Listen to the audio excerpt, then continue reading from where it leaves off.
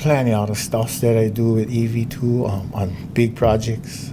Like Hokuliʻa was one of those projects in Kona. It was really huge. Hundreds of burials got covered, disturbed. All the DLNR was getting paid off, the burial specialist. When I first met the guy, Kalau, I thought he was going to be a perfect guy for us. He's a burial specialist, and he Hawaiian. He get his own church. They speak all Hawaiian, and he's the guy who's going to protect our kupuna. So I was like, I befriend him. Right on, ba, right on. He come up, he do his thing, and then he took at one point he took me for go help him go rebury one kupuna down in La'aloa, right downtown Kona, and he couldn't go in the cave, so I went put him in there. And before that, it's the first time I ever see something like that from especially DLNR. He never bring copper, he never bring muslin. We had a whole kupuna that he had inside the box. And he would go to our little supermarket, he buy freezer pepper, the kind we use for wrap the meat when we catch cow or eat catch pig like that. He's still over there. He just roll out the freezer pepper, get the EV, stack them inside, and start rolling them up like on ball. I was there with my son, he was young yet. It was the first, we was like, looking at that, he just roll them, they make another roll, he put them this way, roll them all up, make them all, big pile of pepper, like a big paper ball. Then he not even bring string, nothing, so he wrap them with a coffee string, the one for sort of coffee bag, just wrapping them all over, making like a net. Was the first experience I ever had with DLNR touching our EV. Was a horrible experience. So I got to know this guy. I'm telling you all this stuff because I got to know this guy. I went to take care of the EV, put him in there, I go make really good inside that little cave. And he started coming around my house whenever he come to this island for because they work out of Oahu, come to this island for do EV issues. Come down my house, like hang out, talk story, whatever, shoot, sounds good. You're the guy who can take care of kupuna. Then he started bringing trash cans of limukohu when he come visit from down at Otak where they grow. I'm like, I'm not gonna resist one barrel of limukohu. I'm gonna show it down, shoot. And that would happen pretty often, every so many months or whatever. Then he started bringing moi, coolers of moi, from down Otak. I thought, right on, brother. He's saving the EV. This is really awesome, brother. Then he drink though. He's an Inu guy, so he come down there. He sit on my house. He's the Inu, opening up. He getting used to talking his stuff. One day he came down, drink. He brought moi, and then he told me, brother Jimmy, I work for the kupuna and the developer. I told him, what? I work for the kupuna and the developer. I said, you never do that, bro. You're the only voice get between them and the doza. And he said, no, that's how. He kept on saying that. Then I realized, this is just like how you guys get it. When we get boom, you tell us, everything gets told. I was like, this guy is signing off on the kupuna EV. Because his job, a burial specialist, at the time, inadvertent discoveries is when they don't find them ahead of time and they find them in construction. Then the state has the power to remove or save.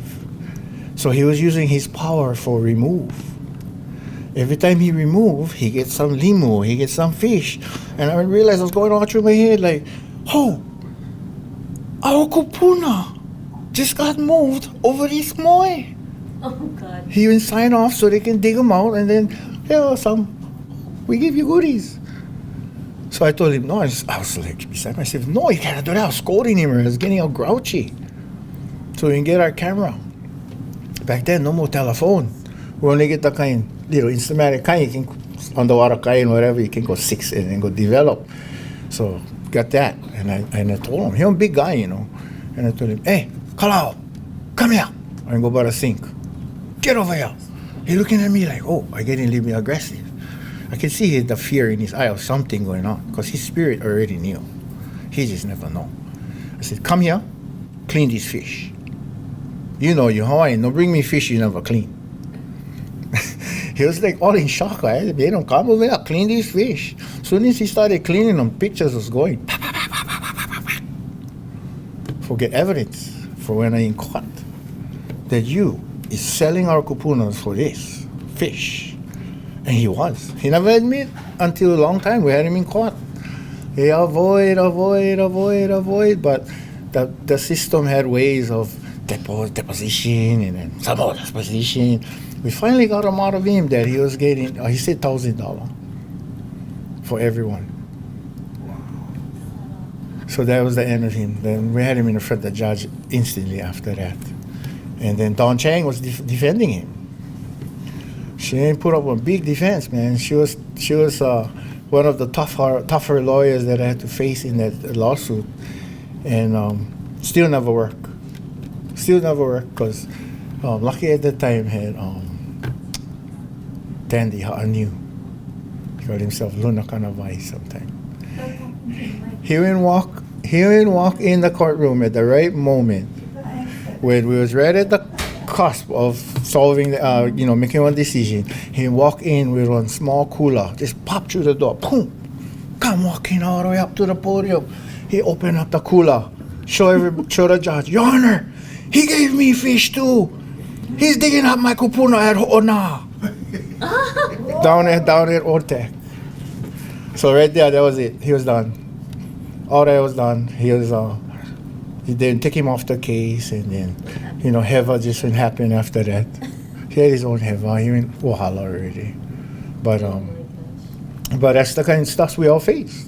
We can face guys who are doing, taking bribes at any moment because it's worth it for the developers to pay these guys off because our EV is in their way. When they develop one project, they start off with a blank piece of paper. They build them right on top, everything there. And if your EVs is in the way of a house lot, even archaeologists move them. So we have a lot against us. I switched from the national park now. I stay over here at Hokuliʻa. Over there, right around the time when when Kala'au got busted, we had a phone call from 5 archaeologists. That project had 7 ahupua'as, 2 miles long, and a lot of EV, hundreds of them. We get archaeologists that get used to do bad to our kupuna, and they themselves become part of the problem.